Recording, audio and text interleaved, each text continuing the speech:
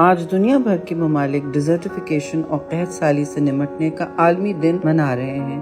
زمین کا صحرا میں تبدیل ہونے کا عمل اور قحط سالی ایک ایسا عالمی مسئلہ ہے جس نے دنیا کے 100 سے زائد ممالک کو اپنی لپیٹ میں لے لیا ہے۔ یہ بحران ماحول میں بڑھتی ہوئی تبدیلیاں اور انسانی سرگرمیوں کی وجہ سے پیدا ہوتا ہے۔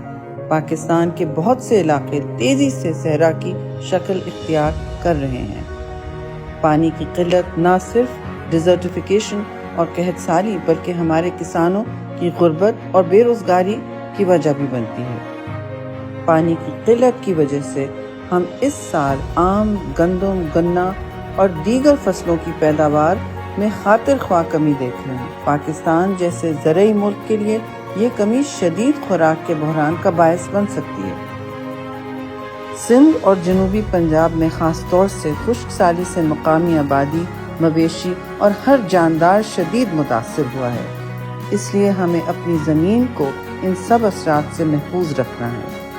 ہمیں بڑھتی ہوئی ڈیزرٹیفیکیشن اور قحط سالی کا مقابلہ کرنا ہوگا۔ ضروری ہے کہ ہم ماحول کا تحفظ کریں، پانی احتیاط سے استعمال کریں اور زیر زمین پانی کے ذخائر کو تباہ نہ کریں۔ یاد رکھیں، اگر ہم نے پانی کی قلت کو سنجیدگی سے نہیں لیا تو یہ قحط سالی ہمارے ملک اور آنے والی نسلوں کے لیے بہت بڑا خطرہ بن سکتی ہے۔ ذمہ دار شہری ہونے کا ثبوت دیں، اپنے ملک کو صحرا بننے سے بچائیں۔